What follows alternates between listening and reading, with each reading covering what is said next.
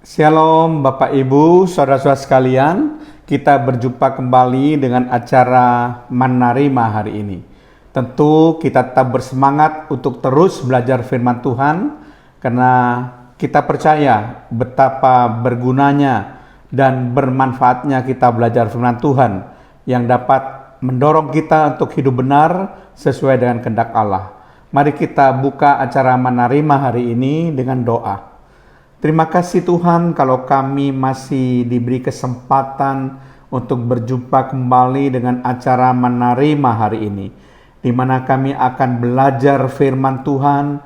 Kami mohon kiranya Roh Kudus memberikan kepada kami pengertian yang baru, sehingga kami lebih lagi Tuhan mengerti akan isi hati Tuhan, dan hidup kami boleh didasarkan oleh kebenaran firman Tuhan. Terpujilah namamu Tuhan. Di dalam nama Tuhan Yesus Kristus kami ikhlaskan doa kami dan mengucap syukur. Haleluya. Amin. Shalom Bapak Ibu saudara sekalian. Topik yang akan kita bahas kali ini adalah muliakanlah Tuhan dengan segala yang kamu miliki. Bagian yang pertama. Sekali lagi, topik yang akan kita bahas adalah muliakanlah Tuhan dengan segala yang kamu miliki, bagian pertama. Nah, Bapak Ibu Saudara sekalian, tentu kita mengerti bahwa apapun yang kita miliki itu adalah kasih karunia Tuhan. Apapun yang saudara miliki itu adalah anugerah daripada Tuhan. Kita boleh menikmati segala sesuatu. Saya percaya kita semua mengakui Tuhan yang memberikan kepada kita. Nah, itu sebabnya dengan segala apa yang kita miliki, mari kita memuliakan Tuhan senantiasa, supaya hidup kita ini makin memperkenankan hati Tuhan. Nah, kita harus memuliakan Tuhan dengan apa saja. Kita tentu harus memuliakan Tuhan dengan apa yang kita miliki dalam hidup kita, bahkan yang paling berharga dalam hidup kita. Yang pertama, muliakanlah Tuhan dengan tubuhmu. Mari kita baca bersama-sama di dalam surat 1 Korintus pasal yang ke-6 ayat yang ke-19 sampai ayat yang ke-20. Demikian bunyi firman Tuhan. Atau tidak tahukah kamu bahwa tubuhmu adalah bait Roh Kudus yang diam di dalam kamu, Roh Kudus yang kamu peroleh dari Allah, dan bahwa kamu bukan milik kamu sendiri. Ayat 20, sebab kamu telah dibeli dan harganya telah lunas dibayar. Karena itu muliakanlah Allah dengan tubuhmu. Perhatikan, muliakanlah Allah dengan tubuhmu. Nah, kita harus memuliakan Tuhan dengan tubuh kita. Karena jelas di sini dikatakan bahwa tubuh kita ini adalah bait Roh Kudus. Tubuh kita ini adalah tempat tinggal Roh Kudus, di mana Roh Kudus diam di dalam kita. Dan tubuh kita ini bukan milik kita.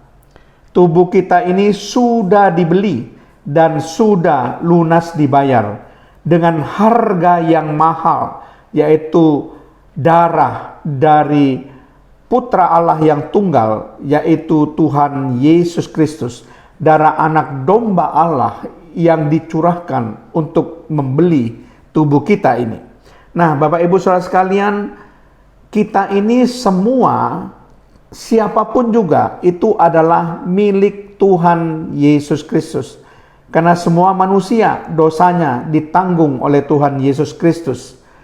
Itu sebabnya kenapa kita harus bertanggung jawab terhadap tubuh kita ini. Kita harus menjaga kesucian tubuh kita ini, karena kita ini sudah dibeli. Jadi artinya kepemilikan tubuh kita bukan milik kita sendiri, tapi milik Tuhan Yesus Kristus.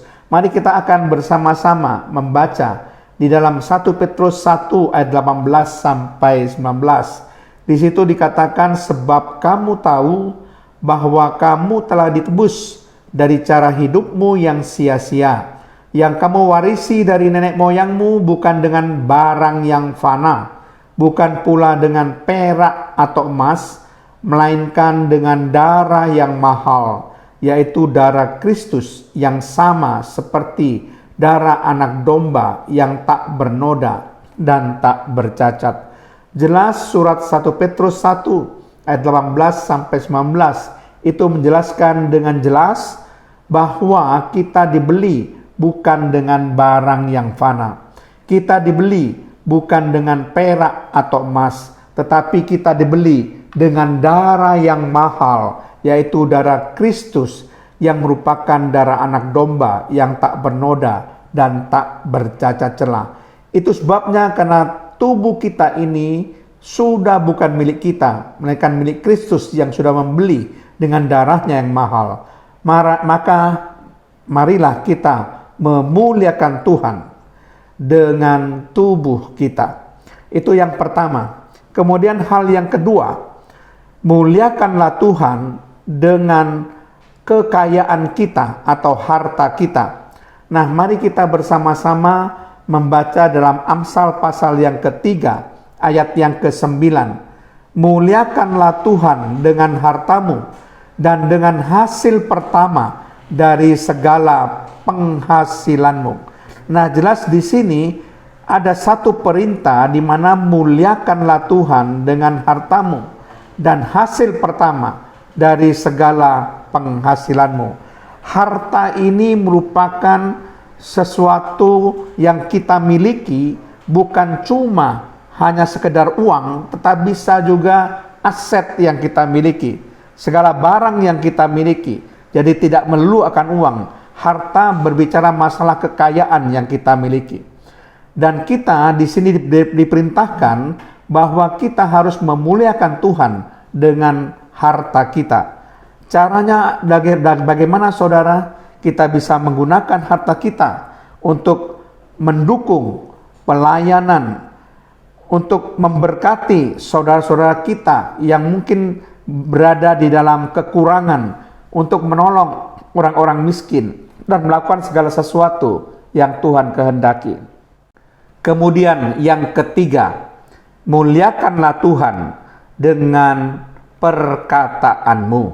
Nah, kita akan bersama-sama membaca dalam Matius pasal yang ke-12 ayat 36 sampai 37.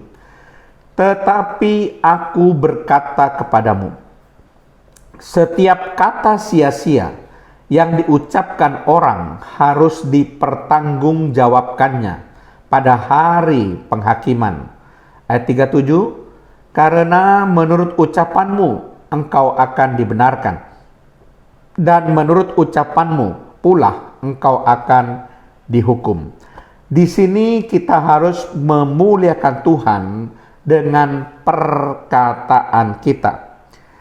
Satu hal terpenting untuk memuliakan Tuhan adalah dengan cara kita mengucapkan kata-kata yang benar, kata-kata yang mendatangkan berkat, bukan kata-kata yang mendatangkan kutuk, kata-kata yang suci, kata-kata yang kudus, bukan kata-kata yang kotor, kata-kata yang tidak berkenan di hadapan Tuhan. Nah, saudara sekalian, kita berusaha agar dengan kata-kata kita, semua itu bisa mencerminkan tentang karakter daripada Tuhan.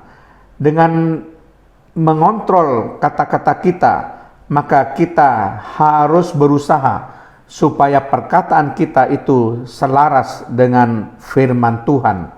Nah, Bapak Ibu saudara sekalian, kata-kata itu penting. Karena dengan kata-kata kita bisa membangun seseorang, tetapi dengan kata-kata pula kita bisa menghancurkan seseorang. Coba apa yang dikatakan dalam firman Tuhan di dalam Yakobus pasal 3 ayat yang ke-9. Dengan lidah kita memuji Tuhan Bapa kita, dan dengan lidah kita mengutuk manusia yang diciptakan menurut rupa Allah. Jadi perkataan yang kita ucapkan dengan lidah kita itu bisa memuji Tuhan. Tetapi dengan perkataan dari lidah kita, kita juga bisa mengutuk manusia. Jadi saudara sekalian, kita mesti berhati-hati dengan perkataan yang diucapkan oleh lidah kita. Ini peringatan dari firman Tuhan yang sungguh-sungguh perlu kita perhatikan. Demikian juga dalam Bilangan pasal yang ke-14 ayat yang ke-28, di situ dengan sangat jelas dikatakan, katakanlah kepada mereka, demi aku yang hidup, demikianlah firman Tuhan, bahwasanya seperti yang kamu katakan di hadapanku, demikianlah akan kulakukan kepadamu. Perhatikan, seperti yang kamu katakan di hadapanku, demikianlah akan kulakukan kepadamu. Kita mesti hati-hati dengan setiap perkataan kita. Apa yang kita katakan itu akan terjadi. Kalau kita terus-menerus mengutuk anak kita dengan kata-kata kutuk, bodoh kamu, anak yang tidak berbakti. Kalau perkataan ini terus kamu ucapkan terhadap anak-anakmu, maka anak-anak kita itu akan merasa bahwa memang dirinya tidak berharga, tidak punya kemampuan, bahwa dirinya adalah bodoh, tidak punya masa depan, karena terus-menerus dikutuk oleh kata-kata orang tuanya. Itu sebabnya dikatakan dengan jelas dalam Bilangan 14 ayat 28, kita harus hati-hati dengan perkataan kita. Sebagaimana apa yang kita ucapkan, itu akan terjadi, akan dilakukan dalam kehidupan yang nyata. Itu sebabnya saudara sekalian, mari kita menjaga perkataan kita, supaya perkataan kita dapat memuliakan nama Tuhan. Bapak Ibu sekalian, kita sudah membahas tentang memuliakan Allah dengan segala yang kita miliki. Bagian pertama kita membahas dengan 3 terlebih dahulu, yaitu muliakanlah Tuhan dengan tubuhmu. Yang kedua, muliakanlah Tuhan dengan harta atau kekayaanmu. Yang ketiga, muliakanlah Tuhan dengan perkataanmu. Nanti kita akan membahas ke bagian yang kedua, yaitu bagian yang keempat, bagian yang kelima, dan bagian yang keenam. Amin. Mari kita berdoa. Terima kasih Tuhan, kalau hamba-Mu sudah menyampaikan kebenaran firman-Mu. Kami percaya ya Tuhan, bahwa firman Tuhan ini dapat menguatkan kami, menuntun kami supaya hidup kami boleh memuliakan Tuhan dengan apa yang kami miliki Tuhan. Kami percaya Tuhan, supaya hidup kami benar-benar bisa mendatangkan kemuliaan bagi Tuhan. Terpujilah nama-Mu dalam nama Tuhan Yesus Kristus. Haleluya. Amin.